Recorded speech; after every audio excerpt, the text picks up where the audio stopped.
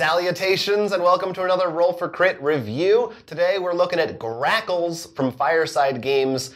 You know Grackles. They're those little colorful birds that everyone knows and loves. In this game, everybody has their own specific color of Grackles, and you're trying to be the one with the most of your color bird on the telephone wires at the end of the game. That's the backdrop, but you know, it's really an abstract title. Yeah. So the way this game works is you'll be placing tiles, and then depending on the color circles or the outlines, which they made so certain colors, if you're colorblind, can still play, we'll have to line up the birds.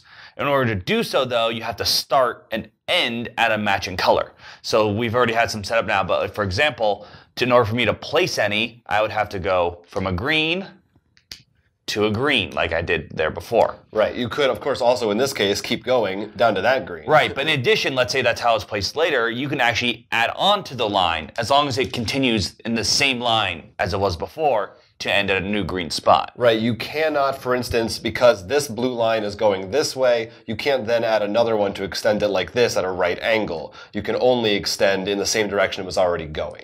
Your pieces will block other people's pieces as well as your own. Mm-hmm. So you cannot connect this blue dots because my green dot has blocked the center. Right. So the three things that you can do on your, or four things, I guess. Mm-hmm. Number one is putting your pieces out or extending a line you already had. Mm-hmm. That's two things. Mm-hmm. Number three is flipping a new tile. So when you flip it, you can put it in any direction that you want and put it anywhere you want as long as it abides by the 5x5 grid. Right. So right now, technically, either the 5x5 grid has been established with this being the farthest it can go here, and that full line of 5. Right, so I couldn't do this, but I could put it in any one of these little spaces however I want. So, for instance, I'm blue, so for just a basic one, I might think, oh, well, that gives me a blue, for example. But you also have to keep in mind what that's going to give other players, because each tile has all four colors on it. The final thing you can do is rotate a tile. And the tiles you are allowed to rotate have to be A, they cannot be a starting tile, so those starting tiles can never rotate. Mm-hmm. And B, no pieces can be on there, because possibly, like if you rotated this one, it'd make the line illegal. And so you'd only do one thing on your turn, then it goes to the next person. So, you know, potentially you might rotate a tile, and then every other person might rotate that tile in a different way before it comes back to you, but you only get 5 of those per game, so you have to be careful with them. But that's it, and once both all the tiles are out on the field and no one can make any more legal moves, there's just no more colors for you to put out anymore, and everyone's out of these, the game ends, and whoever has the most on the board wins. So it definitely has kind of the feel and tone of a classic style game like Go or Reversi, Othello, one of those, but works a little bit differently, but essentially you're going for the same thing. You want more of your color on the board. It rewards thinking ahead for sure, something that I'm bad at. Especially, it goes from 2 to 4 players, and the game can really change depending on the different player counts as to how many turns you'll have before your next one. And like I said, there's a lot of thinking about, sure, I could put a tile out, but what's that going to give the player after me, because I have to wait before I can actually interact with that. Yeah, so much so that for me, from playing this, the rotate action is to use it to rotate something in your favor is worthless almost, because someone will probably rotate it against you. It almost seemed better to use it as a stalling strategy to force someone else to have to play a tile. Yeah, sometimes that is a very valid use of these. Sometimes it becomes about, oh, well, one person used theirs, so I can kind of figure out, I know I have more than them, so even if they rotate something back, hopefully maybe I'll be able to undo it. But yeah, in our games, we didn't find much use of these in that traditional sense.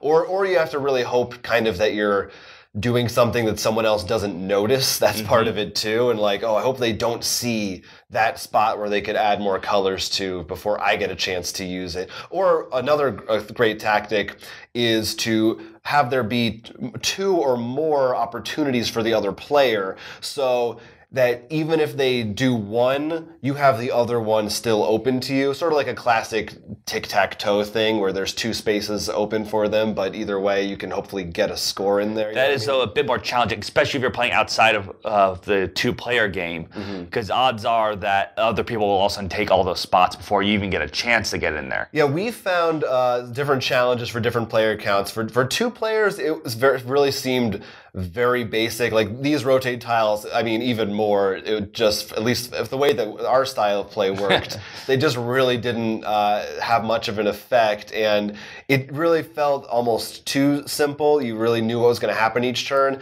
whereas when you go to 3 or 4 players, there's definitely more going on. It's definitely more interesting, and it's also, I think, a lot more involved, a lot more challenging, because you have to wait potentially 3 more people's turns to be able to do something. You really have to think for and plan for possible moves in the future turns, because a lot can happen from one move to another. But yeah. That being said, though, in my experience of the games, it does seem whoever starts off with a lead, really hard to catch up to them. I think that's another also a meta aspect that can come into play, where as a group, you sort of have to be aware and almost work together of seeing other people. Oh, if that guy has a ton of his color on the board, we all have to work against it unless... You have to try to block them together, because if you don't, it's going to, like a lot of times your move will be, well, I know this isn't going to help me, but it'll only help the person who's in last place, so I can afford to help them, as long as it's not helping the person who's in the lead. So there's a bunch of that. So very heavy in terms of player interaction for sure, but it's not always so easy to know exactly how you're gonna, I will put out a tile and not realize, I'll be like, oh, this is great for me, not realizing, oh, it's also great for that other player, because I'm dumb. So if you're challenged like I am, maybe not for you. But it's very simple, very basic. Like I said, it's in the vein of a game like Go or Othello. Definitely doesn't have that same level of depth or complexity that those games have, or they've been played for like 500 years, 1,000 years, or whatever it is. I mean, this game just came out, so I would hope so. Unless, do they have a time machine? We'll see in 1,000 years. We'll see if we're still playing Grackles or not. But it's on top of everything, it's really fun to say Grackles. I didn't even know these birds existed until this game. Yeah, one thing that I actually really wish I think would have improved the game a lot. We were talking about an actual Grackle in the box. If it came with a Grackle. Now, if there was some kind of, and I think this is not what they were going for, it's meant to be a light, abstract game, but if you had some kind of a player power where maybe your rotates are different, or you have a special token that you can use at a special time that blocks a space or something like that. I think that would be a fun variant, but that's coming from me, who I tend to enjoy more of the thematic Ameritrash style games. So that's the kind of thing that I think would spice it up a little bit. But you may enjoy the more simplified approach they took with it. Yes, as it's well known, green Grackles are very picky, must be on the north side of the wires. Sure. All right, but yes, so that has been our Grackles. Crits and misses for Grackles. Crits. Like a lot of classic abstract games, it's simple to learn, fast to play, with some hidden layers of depth underneath that. The mechanics reward thinking ahead, so if you're someone who likes to strategize far in advance, you will feel good about your choices and your strategies.